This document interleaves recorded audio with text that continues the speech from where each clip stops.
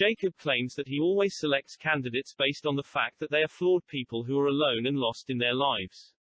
It's because they remind him of his own existence and experiences. He is, after all, a flawed, lost and lonely man himself. However, what he neglects to mention is how the will of a protector, and the will of the island, are almost impossible to separate. The island guided Jacob to select the candidates. This is heavily implied in Season 6 when we see how the mirrors in the lighthouse work. Jacob makes his choices on instinct and intuition, but that instinct is still guided by the source itself. After all, our lostie's time traveling into the past already predetermines that Jacob will select them in the future. He has no objective choice in this, yet he still sees their selection as candidates as being his own decision. This is because he cannot, or does not, distinguish between his own intuition and the island's will. Up until 1867, Jacob was bringing people to the island to try and form a society that would prove that human beings were inherently good, and that the island was worth protecting. That this place had a grander purpose. But the man in black remained unconvinced and grew more and more angry with his situation. His anger turned to malevolence. The more and more memories that he scanned only added to his rage. Not only was he absorbing negative emotions and memories, he was also seeing what the world beyond his prison looked and felt like. A reminder of what he could never have. This fueled him in plotting his brother's death. It was only after Richard Alpert washes up and a real attempt is made on his life that Jacob realizes three important things. The first is that the man in black is serious about trying to kill him. Their animosity has now moved to the next level. The second important realization Jacob has is that one day the man in black will eventually succeed in finding a loophole. The third realization is that Jacob needs to stop bringing people to the island simply to create a peaceful civilization that will live harmoniously together. It is clear that he will never be able to convince his brother of the island's importance, nor will he ever be able to save his brother's soul. Jacob's inability to stop or destroy the smoke monster comes from his own deep sense of guilt over his actions in creating it. So, Jacob starts actively looking for replacements and, more importantly, engineering the man in black's demise. Thus begins Jacob's candidate search and, also, his increasing awareness of the future, the time loop, and his own role within it. Let's look at the lighthouse. A structure built by the Egyptians. We can assume that it was originally built simply to act as a normal lighthouse. Guiding in ships, sort of like an ancient-looking glass station. Jacob later appropriates this lighthouse tower for his own purposes. Or, he may have even instructed the Egyptians to build it specifically for helping him bring people to the island. How and why it was originally built doesn't matter. What matters is how it was eventually used, almost 2,000 years later. The stone structure and hieroglyphs imply that this structure is fairly ancient. The central bowl was perhaps originally used for lighting fires that would guide in ships. However, the mirrors and compass dial, which is operated by a system of gears and pulleys, appears to be 19th century in its origin. This would align closely with the arrival of Richard Alpert in 1867 and Jacob's launch to find a replacement. The compass dial might even have been constructed by Jacob shortly after the events of Aberturno. It appears that he was building an alidade, also known as a turning board. This is a device that allows a person to sight a distant object and use the line of sight to perform a task. Think of this system as a really, really long telescope. Only instead of sighting distant ships, the mirrors help to sight people in distant lands. Remember, the light beneath the island can channel and refract time itself. The lighthouse mirrors channel and refract this very same light so that the source can show Jacob where he needs to look. The mirrors provide windows into the lives of people who are predestined to come to its shores. In a previous chapter, we discussed how Jacob used the mirrors as a targeting system that helped him to astral project off the island so he could activate his candidates. He was essentially traveling on a beam of light. Hence how he could travel all over the world without limitation or the apparent need for transportation. He visits Hurley in Los Angeles and within several days he is back on the island in the four-toed statue awaiting the arrival of the man in black. We know he didn't take a plane and there is no way he could have sailed back to the island in that time.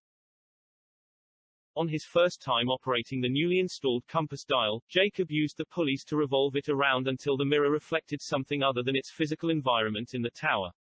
Jacob would have seen his first candidate reflected in the mirror as shown to him by the island. This reflection corresponded to a specific degree on the compass dial. and so, Jacob would associate this first candidate with the degree number they aligned with on the dial.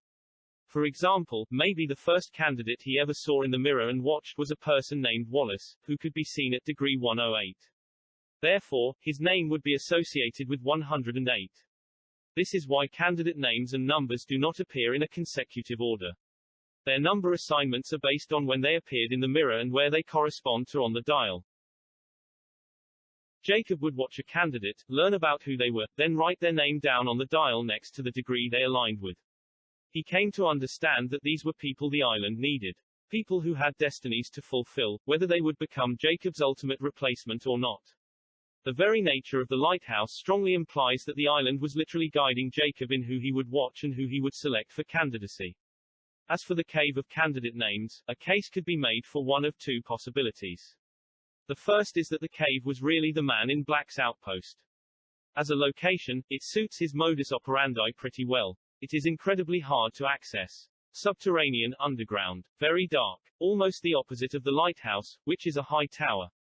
Easily accessible and open, and the very definition of light. Could it be that the Man in Black was also keeping score of the candidates? Essentially copying Jacob's homework to keep track of all the people he needed to target and keep an eye on.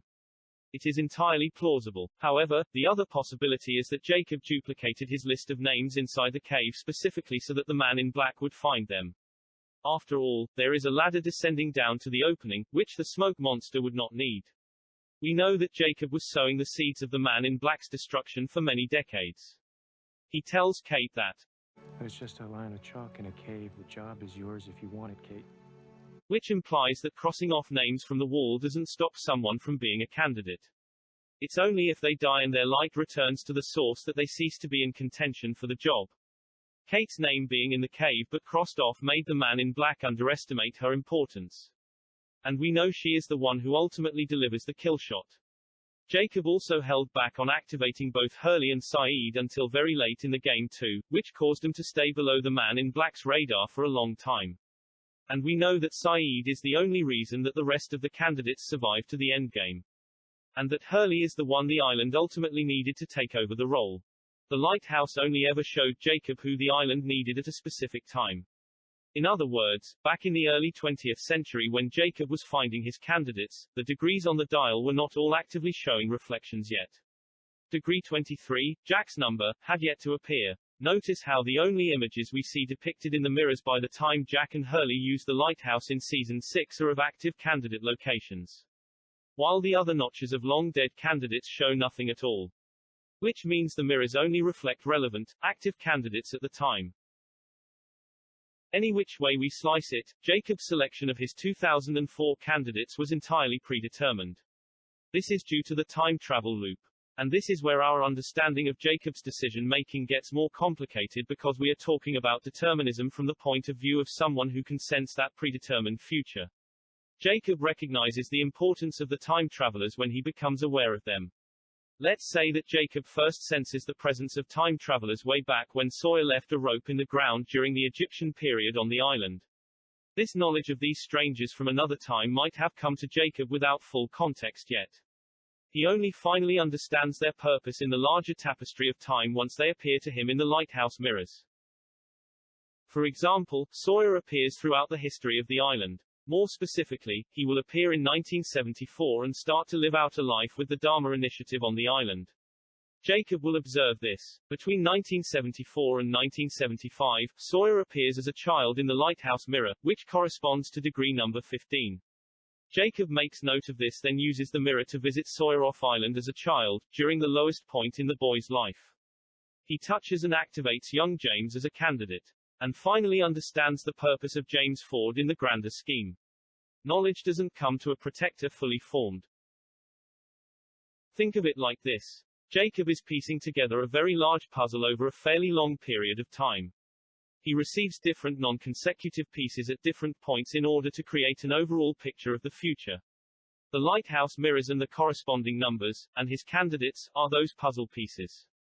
The best way to understand how this internal process works is to look at how a newly anointed Jack intuits what needs to happen next in the series finale. Somehow, he instinctively knows that by taking Fate Lock to the heart of the island, it will allow him to kill the Man in Black once and for all. He doesn't know exactly how, yet, but it will all become clear when the time comes. A protector holds a puzzle piece in their hand. But they only understand the full picture once that piece slots into place. Apply this logic retroactively back through the series with every decision Jacob ever made. And you will start to see the puzzle of Lost's timeline finally come into full clarity. Thank you for watching. Please like, share and subscribe to see more videos. Until the next time, stay lost.